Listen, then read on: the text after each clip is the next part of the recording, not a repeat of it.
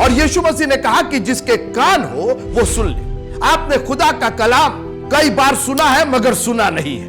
मनुष्य का हृदय इतना कठोर कि ये सब दंड होने के बावजूद हमको नहीं सुनना है। जब प्रभु आवाज दे, लिखा कि अगर आज तुम उसकी आत्मा की आवाज को सुनो। सारी प्रॉब्लम ये सुनने की प्रॉब्लम है। आज बहरे हो गए, आत्मिक बहरे हो गए, सुन रहे हैं कुछ और सुन रहे हैं। कितनी बड़ी आशीष है सुनने में। विश्वास सुनने से और सुनना मसीह के कलाम से होता है।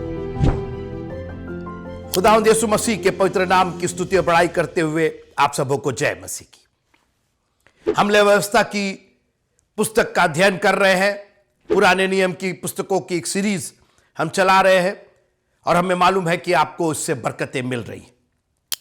जैसा मैंने कहा कि बहुत से लोगों ने कमेंट किया, मुझे फोन किया और कहा कि हमने कभी सोचा भी नहीं था कि पुराने नियम की पुस्तकों का भी ऐसा अध्ययन किया जा सकता है।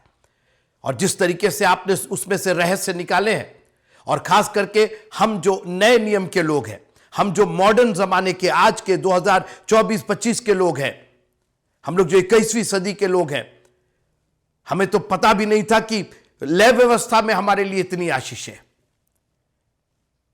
प्रभु का धन्यवाद हो कि प्रभु अपने वचन को मुकम्मल करता है। उसने स्थापित किया है। He has established it from the beginning to the end. अनादिकाल से लेकर अनंत काल तक तू ही ईश्वर है।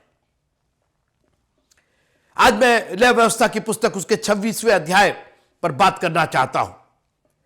और आज मैं बात करना चाहता हूं सुनने की आशीष पर। अगर आप लेवी व्यवस्था की पुस्तक उसका 26वां अध्याय निकालिए और इसमें पहले 3 पद, लेकिन पहले 2 पद तो अपने लिए मूर्त ना बनाना, साफ हिदायत है। और 3 पद से लेकर के और 13वें पद तक 24 आशीषें यदि तुम मेरी सुनो तो। 24 आशीषें। आजकल की बड़ी प्रॉब्लम यह है कि प्रचारकों ने यह कहना छोड़ दिया है कि तुमको उसकी सुनना पड़ेगा। हमें ऐसा भ्रम दिलाया गया है कि हम सुने ना सुने, हम उसकी विधि पर चले ना चले, आशीषें तो मिलेंगी ही मिलेंगी। रुक जाइए अभी। व्यवस्था विवरण 26वां अध्याय 3री आयत से लेकर 13वीं आयत तक 24 आशीषें हैं विधियों पर चलने की, सुनने की, उसको मानने की। यह मत भूलिए। उठ अपनी खाट उठा के चल फिर। नहीं, हम खाट नहीं उठाएंगे, हमको ऐसे ही चलना फिरना है। अब बोलिए, अगर मैं ये प्रचार करूं कि वो आपकी खाट को उठा करके और आपको उठा के चलाएगा फिराएगा, जी नहीं, आपको उठना पड़ेगा। यदि तुम मेरे हुक्म को मानो, यदि तुम मेरी विधियों पर, ये यदि छोड़ करके हम लोग बाकी सब कुछ मानने को तैयार हैं। हम उसकी विधि पर नहीं चलेंगे, हम उसकी सुनेंगे नहीं, हम उसको मानेंगे नहीं, हमको आशीषें मिल जाए। और इसीलिए आज हमारे चर्चेस अन्य जातियों से भरे हुए हैं, क्योंकि हमने उनको यह भ्रम दिला रखा है कि तुम अपना भी मानते रहो और प्रभु की भी आशीष लेते रहो। मित्रों, अभी सुनिए मेरी बात। लेवी व्यवस्था 26वां अध्याय, लेविटिकस चैप्टर 26 और उसके 14 पद से लेकर के और उसके 46वें पद तक 24 तो आशीषें और 50 डबल श्राप। मैं नहीं करूंगा, मैं नहीं करूंगा, मैं नहीं दूंगा तुमको आशीष। आप तो खुश है कि हमको आशीष आशीष, 24 ही आशीष है। और उसका जो ना मानने का जो परिणाम है, जो दंड है, वो 50 है। उसको आप जैसे भी विभाजित करना चाहें। मैंने जो विभाजित किया है उस हिसाब से 24 तो आशीषें, 24 बरकतें, मगर ना मानने की का जो दंड है वो 50 है। और इसीलिए कई बार आशीषें आती है, बात सुनिएगा, घर में बिजली लग गई, मालूम हुआ दूसरे दिन किसी को करंट लग गया, फौत हो गए। बिजली तो आई लेकिन मौत भी साथ आई। आशीषें तो आई मगर दंड भी साथ आया। आपने देखा बच्चे का एडमिशन हो गया, बच्चे का एडमिशन हो गया, बहुत बड़े विद्यालय में हो गया, बहुत बड़े स्कूल में हो गया, बड़ी मुश्किल से हुआ और मालूम हुआ कि 10,000 की फीस भी आ गई। आशीषें तो आ रही हैं मगर दंड भी उसके साथ आ जा रहा है। यह कौन सी आशीष हुई? 24 तो आशीष और 50 दंड। और मैं चाहूंगा कि आप इसको पढ़िए ताकि ये जो भरमाने वाले भविष्यवक्ता निकल रहे हैं, लिखा भरमाने वाले, भरमाने वाले, भरमाना जानते किसको कहते हैं? भरमाना जो है वो आपको कन्विंस कर देंगे कि वो जो कह रहे हैं वो सही कह रहे हैं, आपको भरमा देंगे, आप जानते हुए भी नहीं जानेंगे।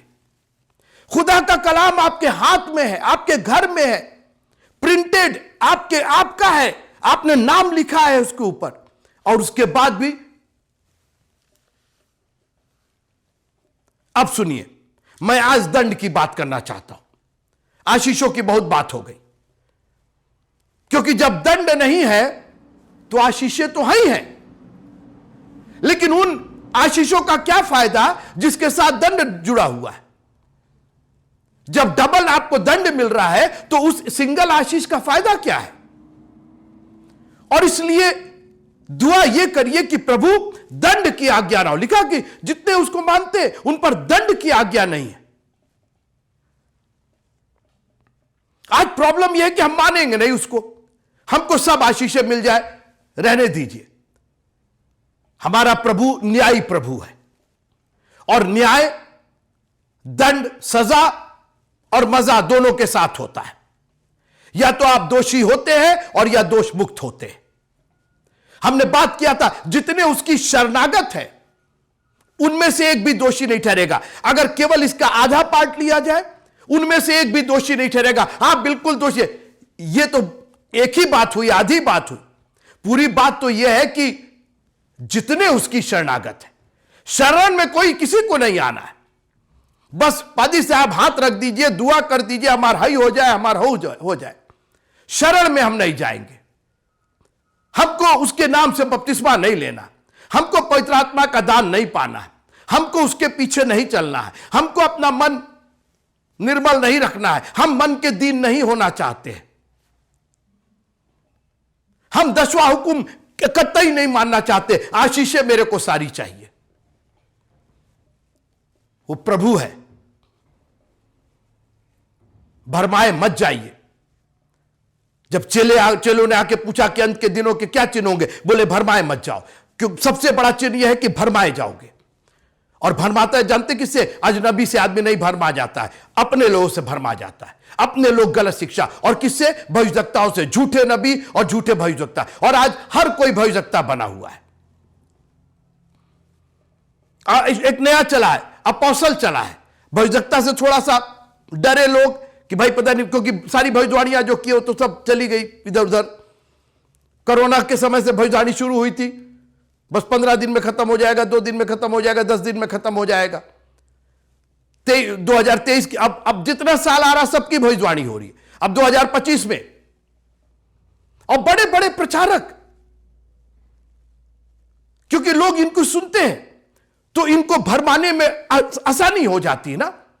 कोई टुटपुंजिया प्रचारक हो तो नहीं सुनेगा आदमी, लेकिन ये बड़े बड़े लोग जिनके हजारों फॉलोअर्स हैं,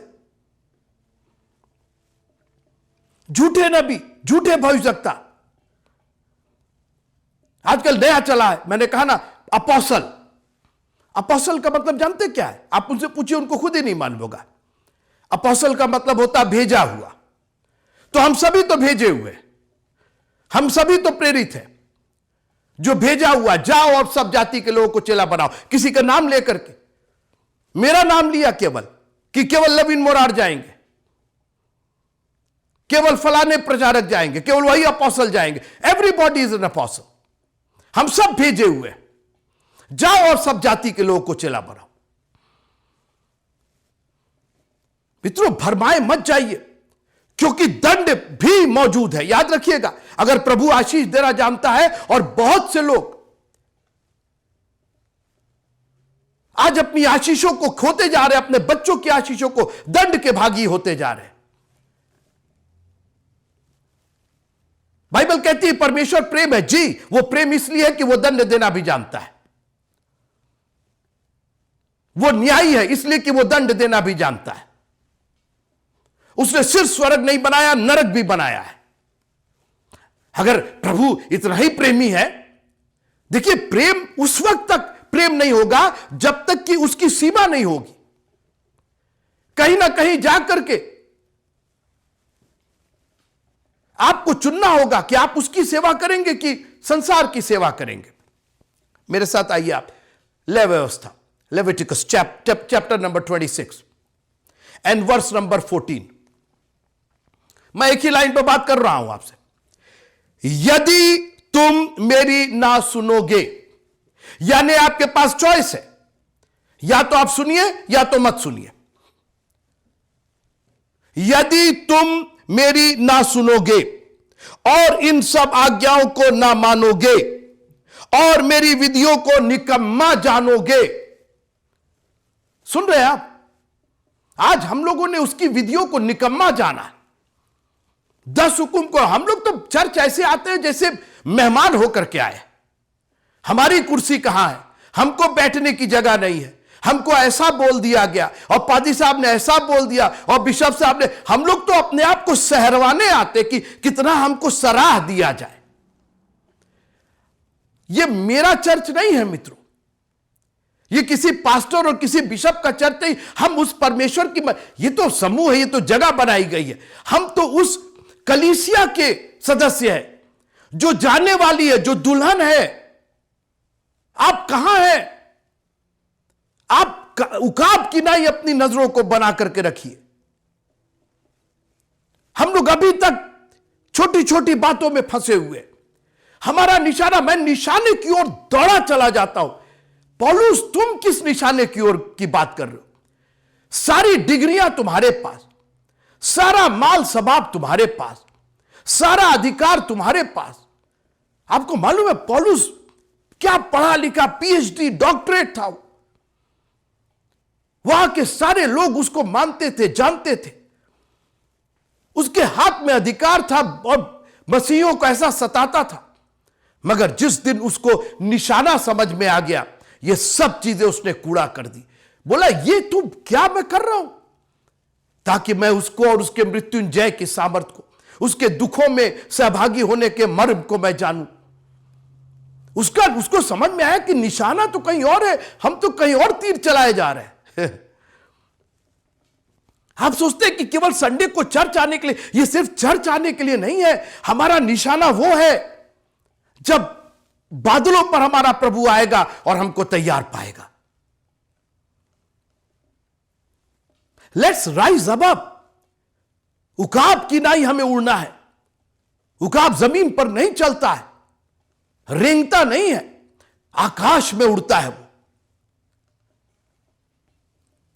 यदि तुम मेरी ना सुनोगे, 18वां पद, और यदि तुम इन बातों के उपरांत भी मेरी ना सुनो। बीच में पूरा दंड की बात है। क्या मैं नहीं करूं, क्या क्या करूंगा तुम्हारे साथ। लय व्यवस्था 26वां अध्याय 27वीं आयत। फिर यदि तुम इसके उपरांत भी मेरी ना सुनोगे। 3 बार मनुष्य का हृदय इतना कठोर कि इस सब दंड होने के बावजूद हमको नहीं सुनना है। आपसे हाथ जोड़ के निवेदन है, मेहरबानी से जब प्रभु आवाज दे, लिखा कि अगर आज तुम उसकी आत्मा की आवाज को सुनो। सारी प्रॉब्लम ये सुनने की प्रॉब्लम है। आज बहरे हो गए, आत्मिक बहरे हो गए, सुन रहे हैं कुछ और सुन रहे हैं। आज भीड़ आपको सुनाई दे रही है, लेकिन भीड़ में जो आपका अपना है, ना वो सुनाई दे रहा है ना दिखाई दे रहा है। मित्रों, आप सोचिए, आप भीड़ में, मेले में चले जा रहे हैं, एकाएक कोई आपकी फेमिलियर, आपकी जान पहचानी आवाज, किसी ने पुकार दिया पापा। आपने कहा नहीं, तो मेरे बेटे की, मेरी बेटी की आवाज है। तो उस भीड़ में वो आवाज अलग से आपके कान में, क्योंकि आपका संबंध है उससे, आप जानते हैं उस आवाज को, आपने पहले भी कई बार सुन रखा है, आपका ब्लड रिलेशन है उस आवाज से, और इसलिए उस आवाज को पहचानने में, सुनने में आपको देरी नहीं लगेगी।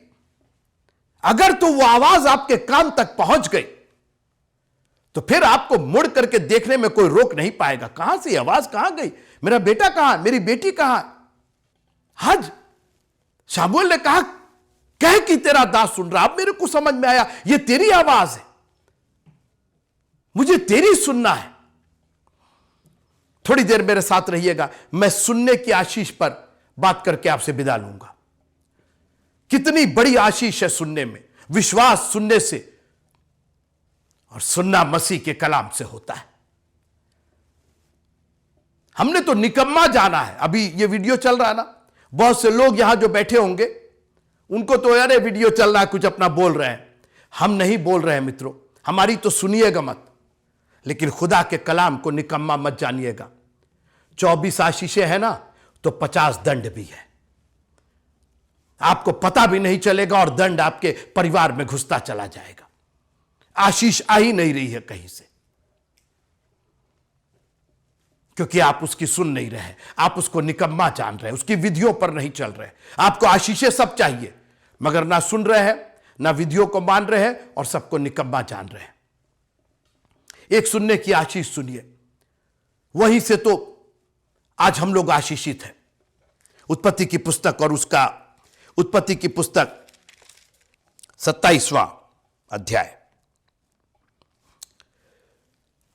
इसहाक अपने बेटे एसाव से बात कर रहा है और उसने कहा कि मेरे लिए, मैं बूढ़ा हो गया हूं, मैं तुमको आशीष देना चाहता हूं, मेरे लिए आखेट करके ले आओ। बात चल रही थी दो जन के बीच में, बाप और बेटे के बीच में। एक बहुत बड़ा काम होने जा रहा था। इसहाक अपनी आशीषें जो उसने इब्राहिम से इनहेरिट की थी, वो आज अपने बेटे एसाव को, क्योंकि वो ये जान रहा था कि एसाव पहलौठा है, लेकिन बात कहीं कुछ और थी। एक सुनने ने पूरे दृश्य को, पूरी परमेश्वर की योजना को क्रियान्वित कर दिया। मनुष्य की योजना खत्म हो गई और परमेश्वर की जो योजना थी वो पूरी हो गई। सुनिएगा, उत्पत्ति की पुस्तक उसका 27वां अध्याय, जब, और 5वां पद, Genesis chapter number 27 and verse number 5। तब एसाव अहेर करने को मैदान में गया। जब इसहाक एसाव से यह बात कह रहा था, तब रिबका सुन रही थी। रिबका मम्मी थी एसाव और याकूब की। जब इसहाक याकूब से, अपने बेटे से बात कर रहा था कि मैं तुमको आशीष दूंगा, पहलौठे की आशीष दूंगा, रिबका सुन रही थी। यह कौन सी बात हुई? यह लिखने की क्या जरूरत थी? अरे घर में तो रहती थी, वो तो रोज ही सब कुछ सुनती होगी। 4 जन का तो परिवार था, इसहाक, पापा, मामा रिबका, एसाव और याकूब, 4 जन का परिवार। रिबका और नहीं सुनती होगी बातें, लेकिन यह चीज रिबका सुन रही थी। और यीशु मसीह ने कहा कि जिसके कान हो वो सुन ले। आपने खुदा का कलाम कई बार सुना है, मगर सुना नहीं है। आपको कोई फर्क, देखिए, जब आप सुन लेंगे तो आपको फर्क पड़ेगा। और इसने जो सुना, इसको फर्क पड़ा। उसने कहा नहीं नहीं नहीं नहीं, यह तो योजना ही नहीं है। परमेश्वर की योजना तो यह है कि जेठा जो है वो छुटके का दास होगा। आशीष तो छुटके को मिलनी है, जेठे को तो मिलनी नहीं। जेठा तो रहा ही नहीं, उसने तो अपना जेठापन ही, अपना पहलौठापन ही बेच दिया। रिबका सुन रही थी और उसने एक निर्णय लिया और उसने कहा ना, योजना तो परमेश्वर की ही पूरी होगी। Hallelujah, hallelujah, hallelujah. मनुष्य की सारी योजना धरी की धरी रह गई। एसाव सोच रहे थे कि पहलौठापन बेचने के बाद भी पहलौठापन मिल जाएगा। हाँ, ना विधियों पर चलना है, ना हुक्मों को मानना है। उसको तो निकम्मा लिखा है कि उसने अपने पहलौठेपन को निकम्मा, तुच्छ जाना। मगर रिबका सुन रही थी और उसने कहा परमेश्वर की योजना पूरी होगी। इस याकूब को बुलाया और अब उसके बाद पढ़िएगा, उसने सारा कार्यक्रम तैयार किया और आशीष जिसको मिलनी थी, याकूब को मिलनी थी, क्योंकि पहलौठा वही हो गया था, उसने पहलौठापन खरीदा था, आशीष उसको मिली। जानते क्यों? क्योंकि रिबका सुन रही थी। मैं आपसे पूछना चाहता हूं कि परमेश्वर का कलाम जब बोला जाता है तो आपके वो कान हैं कि नहीं जो आप सुन रहे हैं? मित्रों, आप पूरे दृश्य को बदल सकते हैं। एक सुनना आपकी पूरी जिंदगी को पलट करके रख देगा। यहोशू की पुस्तक में 2 जासूस गए और एक वेश्या के यहां, राहाब नाम की एक वेश्या थी, उसके यहां पहुंचे। राहाब को पता चला कि ये लोग आए हैं यरीहो का भेद लेने के लिए। जब ये सोने जा रहे थे, राहाब इनके पास पहुंची। मैं यहोशू की पुस्तक उसके 2 अध्याय पर बात कर रहा हूं। और राहाब ने कहा कि तुम लोग यहां क्या करने आए हो? भेद लेने आए हो कि कैसे इस नगर को जीतेंगे? सुनिए, मैं पढ़ने जा रहा हूं यहोशू की पुस्तक उसका 2 अध्याय। मेरा विषय है सुनने की आशीष। यदि तुम मेरी सुनो, यदि तुम मेरी न सुनोगे। मैं दंड की भी बात कर रहा हूं। सुनने की कितनी बड़ी आशीष है। इन कानों को खोल करके रखिए। इन आत्मिक कानों पर मैल मत जमा होने दीजिए। इनके ऊपर हेडफोन लगा करके मत रखिए। यह सुनने की आशीषें इतनी बड़ी हैं क्योंकि विश्वास सुनने से और सुनना मसीह के कलाम से। विश्वास देखने से नहीं, विश्वास खाने पीने से नहीं, विश्वास कूदने खेलने से नहीं, विश्वास सुनने से होता है। यहोशू की पुस्तक उसका 2 अध्याय 8वें पद से मैं पढ़ना चाहता हूं। और वे लेटने ना पाए थे कि वह स्त्री राहाब छत पर इनके पास जाकर इन पुरुषों से कहने लगी, मुझे तो निश्चय है कि यहोवा ने तुम लोगों को यह देश दिया है और तुम्हारा भय हम लोगों के मन में समाया है और इस देश के सब निवासी तुम्हारे कारण घबरा रहे हैं। क्योंकि हम लोग ने एक मूवी देखी है, हम लोग ने फेसबुक पर देखा है, हम लोगों ने वो देखा है कि वो एक लंगड़ा चलने लगा और हम लोग ने आजकल गवाहियां प्रचारित की जा रही हैं, वीडियो दिखाया जा रहा। हाँ पास्टर जी, ये लंगड़े थे और अब ये चलने लगे हैं, और ये जो थे वो अंधे थे, अब देखने लगे। वो क्या रहे हैं हम लोग?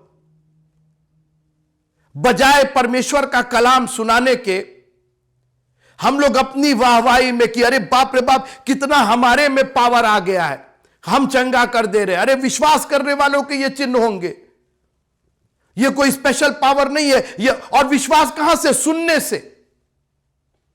और सुनिए, क्योंकि यहोशू की पुस्तक उसका 2 अध्याय, पहले उसने डिटेल दे दिया, ये देश तो तुमको दे दिया गया है। हमारे लोग तो ऑलरेडी भय खा रहे हैं, हम लोग तो थरथराए हुए हैं, हम लोग तो ऐसे ही डरे हुए हैं। और लिखा, इस देश के निवासी तुम्हारे कारण घबरा रहे हैं, और जो डर गया सो और उसकी वजह सुनिए, आगे वो वजह बताती है, क्योंकि हमने सुना है कि यहोवा ने तुम्हारे मिस्र से निकलने के समय तुम्हारे सामने लाल समुद्र का जल सुखा दिया। हमने देखा तो नहीं, देखा तो तुम लोग के पुरखाओं ने, देखा तो तुम लोगों ने, देखा तो तुम लोग के परिवारों ने। हम लोग तो यरीहो के निवासी, हम तो केवल सुन करके भय खा गए। There is power in the voice of God, in the word of God. अपने घरों में सुनाइए, मत दिखाइए, कहिए सुनो परमेश्वर का कलाम। रोज सुबह जब हम लोग अपने परिवार में बैठते हैं, चाहे मैं अकेला भी रहता हूं, मैं जोर जोर से बाइबल पढ़ता हूं। हवाएं सुन ले, दिशाएं सुन ले, बदरूहें सुन ले, खुदा का कलाम क्या कहता है, परमेश्वर आज क्या कहता है। हमें नहीं फर्क पड़ता है कि बिशप लवीन मोरार क्या कह रहे हैं और पास्टर फलाने क्या कह रहे हैं और अपोस्टल क्या कह रहे हैं। परमेश्वर का कलाम क्या कह रहा है, सारी दुनिया सुनेगी। हमने सुना है कि तुम्हारे परमेश्वर ने जल, लाल समुद्र के जल को सुखा दिया था। हमने देखा तो नहीं, लेकिन सुना है और उससे हम घबरा गए हैं। यह देश तुमको मिल गया है, हमने तुम्हारे परमेश्वर पर विश्वास कर लिया है सुन करके, क्योंकि विश्वास सुनने से और सुनना मसीह के कलाम से होता है। कहां लिखा है? कैसे पता चला कि लाल समुद्र सूख गया? मसीह के कलाम में लिखा है। तो तुमको कैसे पता चला? किसी ने पढ़ करके सुनाया हम लोग को, और हमारा मन घबरा गया और हम लोग तुम्हारे हो गए। There is power in the hearing of the word of God. आप डरे हुए हैं, सहमे हुए हैं, गरीबी से, बीमारी से जूझ रहे हैं, क्योंकि आपने डॉक्टरों की सुनी है, आपने दवाइयों की सुनी है, आपने दुनिया की सुनी है। कभी प्रभु की सुन करके देखिए। मैं दुनिया के उदाहरण आपको दे सकता हूं। मैं नए नियम में आना चाहता हूं।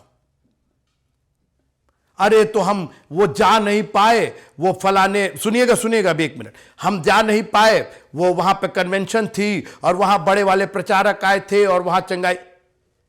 एक जन को हम बताएं किस कन्वेंशन में था वो? ना तो वहां मीटिंग हो रही थी, ना गाना, ना बजाना, ना कुछ उसका, और सब कुछ डेड था। केवल एक चीज खुली हुई थी, सुनने की शक्ति, उसके कान खुले हुए थे। मैं लाजर की बात कर रहा हूं। उससे भयानक जगह तो नहीं हो सकती ना जहां लाजर था। आप उससे भयानक जगह पे तो नहीं ना होंगे। वो कब्र में था। 1 नहीं, 2 नहीं, 3 नहीं, 4 दिन। बहाने बनाना छोड़िए। हम पता नहीं परमेश्वर का कलाम कैसे सुने, मेरा फेसबुक नहीं चल रहा, नेटवर्क नहीं काम कर रहा, मेरा डाटा खत्म हो गया, दुनिया के बहाने आप कह रहे खुदा का कलाम है। पढ़िए ना, जोर जोर से पढ़िए उसको, अपने घर में चहलकदमी करते हुए पढ़िए, दिशाएं हवाएं सुन लो, खुदा का कलाम क्या कहता है।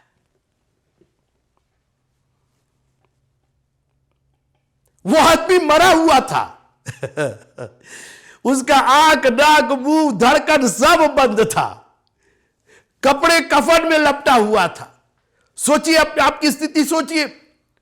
वो किसी हालत में नहीं था, मगर कान उसके खुले थे। उस मौत में भी ऐसा, आई डोंट नो, लेकिन ऐसा लगता है कि मरने के बाद कोई अंग काम करे ना करे, कान तो काम कर ही रहा है। यीशु मसीह ने उसको वीडियो नहीं दिखाया, अपना शक्ल नहीं दिखाया, सेल्फी नहीं। लाजर बाहर निकल गया।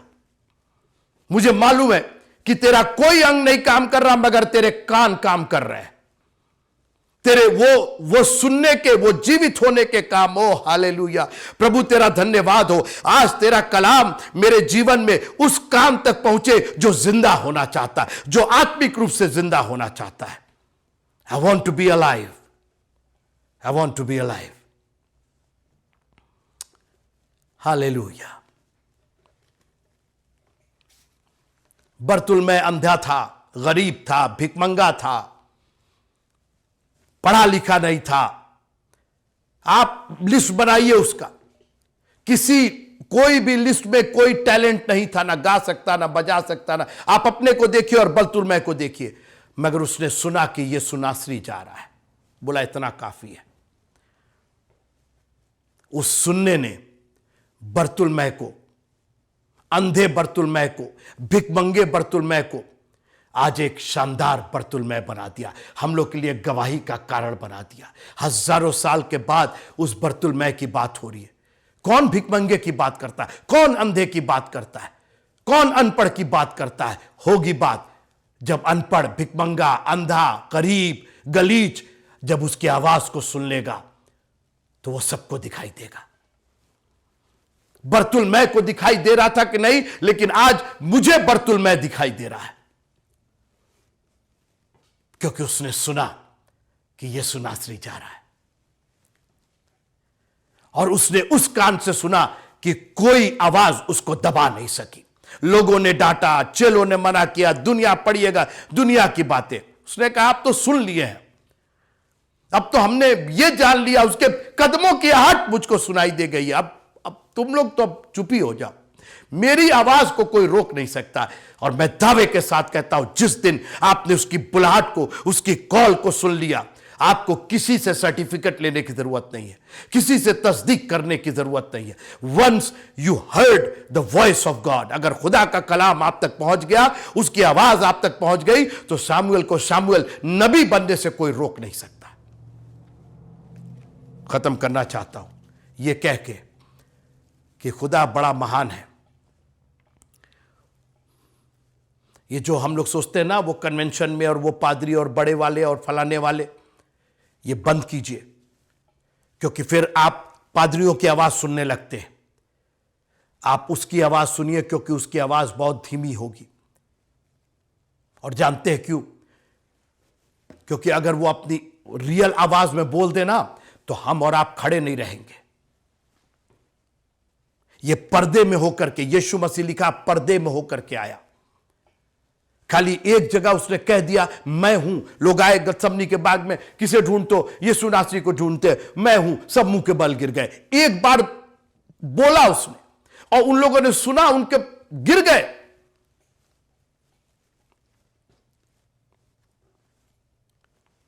हमारा खुदावंद start looking for that very feeble, बहुत धीमी वाली जो आवाज है, जो आप कहें नहीं नहीं नहीं, ये तो हो ही नहीं सकती है। ये क्या बोल रहे हैं? सुनिएगा, मैं खत्म कर रहा हूं। पहला राजा और उसका 19वां अध्याय, फर्स्ट किंग चैप्टर नंबर 19, एलिया के बारे में, और उसकी 11वीं आयत से मैं पढ़ना चाहता हूं। फर्स्ट किंग चैप्टर नंबर 19, 19वां अध्याय और उसकी 11वीं आयत से। उसने कहा, निकल कर यहोवा के सन्मुख पर्वत पर खड़ा हो। और यहोवा पास से होकर चला, और यहोवा के सामने एक बड़ी प्रचंड आंधी के से पहाड़ फटने और चट्टाने टूटने लगी। अरे बिशप साहब, आप जानते नहीं, वहां समझिए लोग गिर रहे थे और ये हो रहा था, और बड़ा, सुनते रहिए, पहाड़ फटने और चट्टाने टूटने लगी, तो भी यहोवा उस आंधी में न था। उस आंधी में फलाने थे, उस आंधी में फलाने थे, उस आंधी में फलाने थे। ये प्रचारक, वो अपोस्तल, वो भविष्यद्वक्ता, जी वो सब होंगे। अरे आप देखे नहीं, भीड़ देखिए वहां पे, अरे बाप हंगामा, बहुत अच्छी बात होगा। पहाड़ टूट रहे थे, चट्टाने टूट रही थी, मगर यहोवा नहीं था वहां। आगे सुनिए, फिर आंधी के बाद बुलडोल हुआ। ओ तेरी के, अब तो परमेश्वर का आना निकट है, अब तो बुलडोल हो गया, समझिए कि अब तो अभी सुनते रहिए, तो भी यहोवा उस भूडोल में नहीं था। अरे अरे ऐसा कैसे? आगे सुनिए, फिर भूडोल के बाद आग दिखाई दी। मतलब ये जितना ये नए नए भविष्यद्वक्ता करते हैं ना, अरे अब तो ये होने वाला है, अब तो ब्लड मून हो गया, अब तो फलाना हो गया, अब तो ये हो गया, अब तो बस आ ही गया वो। भूडोल के बाद आग दिखाई दी, तो भी यहोवा उस आग में न था। फिर आग के बाद एक दबा हुआ धीमा शब्द सुनाई दिया। यह सुनते ही एलिया ने अपना मुंह चद्दर से ढांपा। वो दबा हुआ शब्द एलिया ने सुना। आंधी दिखाई दी, यहोवा नहीं था। भूडोल दिखाई दिया, यहोवा नहीं था। आग दिखाई दी, यहोवा नहीं था। यहोवा कहां था? अपने वचन में था। और उसने कहा, ये भूडोल और ये आग और ये चट्टान और ये पहाड़ बर्दाश्त नहीं कर पाओगे अगर मैं बोल दूं। मुझको धीमा ही बोलने दो, क्योंकि वही तुम समझ सकते हो, वही फ्रीक्वेंसी है तुम्हारी। लिखा है कि यहोवा की घुड़की से हिरणियों का गर्भपात हो जाता है। और उसकी वजह यह है कि सबसे टफेस्ट डिलीवरी जो है वो हिरणों की होती है। और भजन संहिता का लिखने वाला कहता है कि उसकी घुड़की से उनका गर्भपात हो जाता है। देवदार चीर दिए जाते हैं जब वो गरजता है। तो दुआ कीजिए कि वो धीमी दबी हुई आवाज में हमसे और आपसे बात करे। वो हमारा चरवाहा है, वो चीखेगा नहीं, वो चिल्लाएगा नहीं। तेरी शीरीन आवाज मैं सुनता हूं खुदा। हे बोझ से दबे और थके लोगों, ये चीख चिल्लाहट नहीं है, ये आंधी तूफान नहीं है। ये कितनी सुंदर बात है। एक आदमी थका हुआ, आप जाके चिल्ला रहे हैं उसके कान में, हाथ रख करके हिलाए जा रहे हैं उसको। हे बोझ से दबे और थके लोगों, मेरे पास आओ, मैं तुम्हें विश्राम दूंगा। सुनने की आशीष बहुत बड़ी आशीष। अगर तुम मेरी ना सुनोगे, इसके उपरांत भी ना सुनोगे, इसके सोचिए वो मौके पर मौके दे रहा कि सुन लो बाबा, किसी तरीके से सुन लो। काश कि प्रभु हमारे में वो कान पैदा करे जो हम उसकी आत्मा की आवाज को आज सुने और अपने हृदय को कठोर ना करें। क्योंकि जो बार बार डांटे जाने पर हट करता है वो अचानक नाश हो जाएगा। अगर प्रभु मजा देना जानता है, आशीषें देना जानता है, तो सजा देना भी जानता है। चॉइस हमारी आपकी है, यदि तुम मेरी सुनो। प्रभु यदि नहीं, हमेशा हम आपकी सुनेंगे। अगर आज तक हमने नहीं सुना तो हमको माफी दीजिएगा। हम अपने घुटनों पर जा करके, अपने हाथों को उठा करके, हम अपने आप को खड़े करके प्रभु जी आज ये प्रॉमिस करना चाहते हैं कि हम तेरी आवाज सुनेंगे। भले ही वो दबी और धीमी आवाज क्यों ना हो, हम पहचानेंगे कि वो तेरी आवाज है। प्रभु आप सबको बड़ी आशीष दे, सुनने की ताकत दे, क्योंकि विश्वास सुनने से और सुनना परमेश्वर के वचन से होता है। जय मसीह।